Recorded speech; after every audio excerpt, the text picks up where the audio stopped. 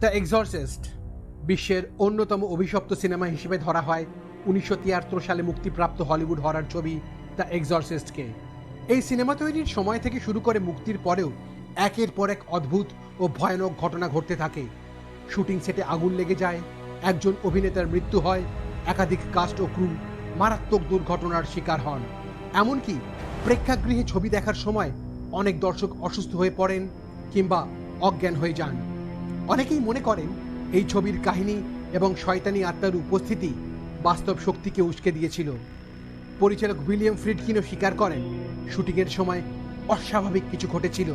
এই কারণে the exorcist এখনো পর্যন্ত বিশ্বের সবচেয়ে অভিশপ্ত এবং আলোচিত হরর সিনেমা হিসেবে চিহ্নিত।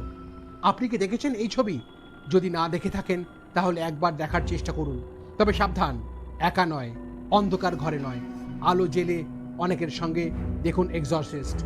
আর কেমন লাগলো লিখে জানান আমাদের নিচের কমেন্ট বক্সে। আর দেখতে থাকুন নিম্বু পানি বাংলা, খবরের একঘেয়েমি কাটায়।